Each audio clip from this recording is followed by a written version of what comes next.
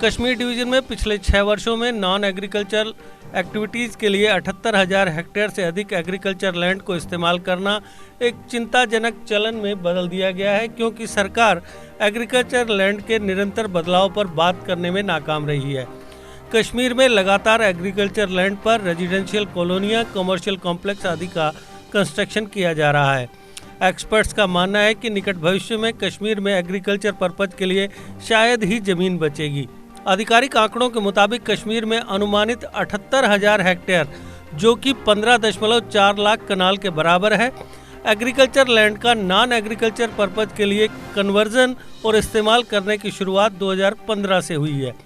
आधिकारिक आंकड़े इस तथ्य की ओर भी इशारा करते हैं कि कश्मीर में एग्रीकल्चर लैंड सिकुड़ रही है। आंकड़ों के मुताबिक कश्मीर में 2015 में 4,67,700 हेक्टेयर एग्रीकल्चर लैंड थी, जो 2019 में घटकर 3,79,000 हेक्टेयर रह गई है।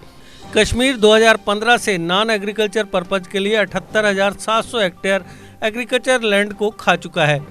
डेटा से पता चलता है कि कश्मीर क्षेत्र में धान की खेती के तहत 2015 में 1,48,000 हेक्टेयर भूमि इस्तेमाल की जाती थी, जो 2018 में गिरकर 1,40,000 ही रह गई है।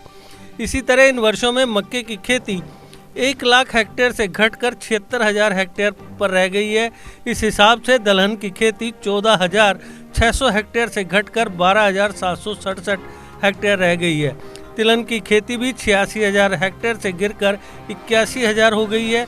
यूनियन एग्रीकल्चर मिनिस्ट्री की रिपोर्ट के मुताबिक जोत का औसत आकार 2011 से 2016 तक प्रति व्यक्ति 0.62 हेक्टेयर से घटकर 0.59 हेक्टेयर रह गया है।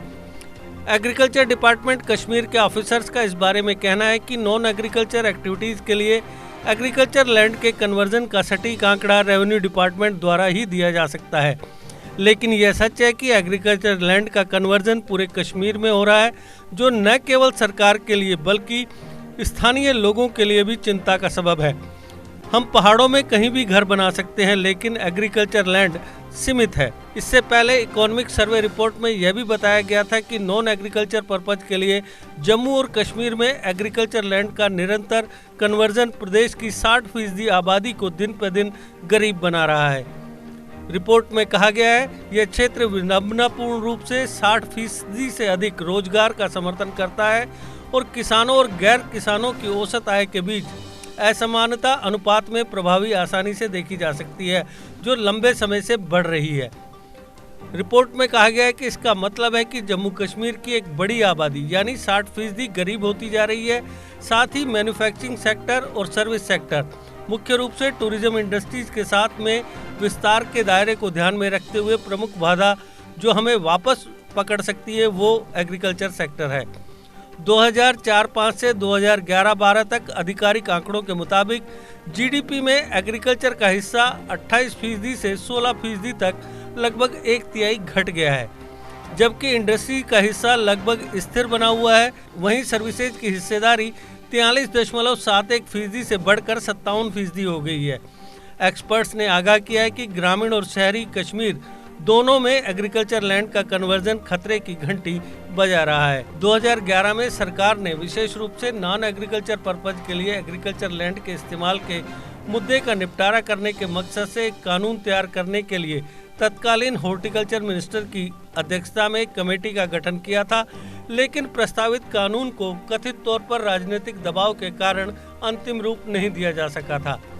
अप्रैल 2012 में जम्मू कश्मीर हाई कोर्ट ने एक गैर सरकारी संगठन द्वारा दायर एक पब्लिक इंटरेस्ट लिटिगेशन यानी PIL पर एग्रीकल्चर लैंड के दुरुपयोग के खिलाफ निर्देश पारित किया था, जिसकी भी अभी तक कोई परवाह नहीं की जा रही है।